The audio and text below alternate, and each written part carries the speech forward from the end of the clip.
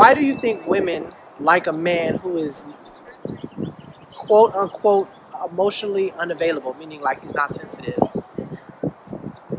You know, I don't know. I'm gonna be totally honest with you. I have Do no you idea. like a man that's sensitive? I like a man that is sensitive, that can get in touch with his emotions. It makes the relationship a lot stronger. Uh-huh. I feel like the communication is a lot better when men are in touch with their emotions like that. Uh-huh. Yeah.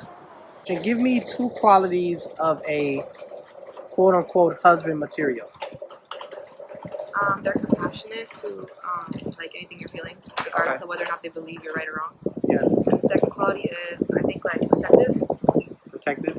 What do you mean protective? Like physically, like he'll beat somebody up? Or just like I mean that, and then like they want to protect your thoughts, your emotions, and like financially too. Like they're not gonna. I mean, I don't believe in the 50-50, so I feel like that would be husband material. Maybe not boyfriend, but husband, yeah. why do some women feel like a man expressing his emotions is considered weakness? I feel like that's the case because there's like that way that they were raised, you know? Yeah. When you have your parents telling a guy like, oh no, you can't do this, you can't do that, that gives that woman that kind of like mindset that the man isn't able or is not supposed to get in touch with his emotions or, you know, be more sensitive. Yeah. It makes them look weak, you know? Yeah. Why do you think the modern woman likes the so-called bad boy? I guess the guy that's, you know, jock, popular, maybe a little bit of an asshole. I feel like from my experience and like what I've seen with friends, it's kind of like more entertaining in a way, Yeah. and it feels like I know there's this chemical thing where you get a lot of dopamine from it, and then like if you're accustomed to it for long enough, that's all you seek out, Yeah. and then eventually like a normal relationship, it'll seem like it's not working out, you're bored, you're tired, and especially if you grew up with an unhealthy relationship, now you're gonna seek out what you saw, regardless of whether or not it's intentional. Have you ever rejected a guy you didn't like? Yes. Okay, so how come women don't necessarily tell that man how to get you, they just reject them? They don't tell him how to be a better man to get the prize, which would be you.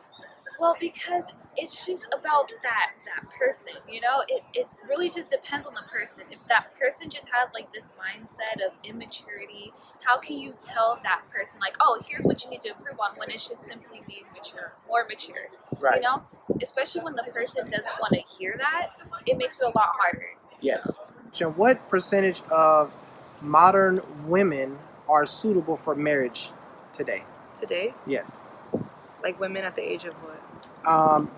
Anywhere from 18 to 30. Like what's Like the ready percentage? for marriage? Yes, that you think that are ready and suitable, that have qualities that are good enough to be Like 55. 55%. That's a good number. Yes. Why do you think? Why'd you pick that number?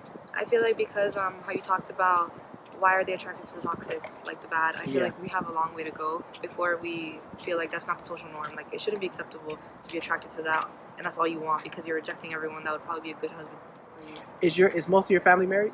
Yeah. Do you see yourself being married? Why do you think that you're not being married, but they are? They all had arranged marriages, so the Okay. cultural norm is you have to be married and have to have children. Divorce is not common, but every single couple in my family should be divorced Yeah. for their kids' sake and their own sake. Yeah. So do you think that's your mindset because you're a different generation, you're born in a different time, Yeah. or do you think it's just you just like I don't want to do that? That's not. I something think growing up, I thought I'd get married, have babies, you know? But now I'm like, no, because if you don't work on yourself first, don't get with a partner. And if you don't know if your partner worked on themselves, don't get with them.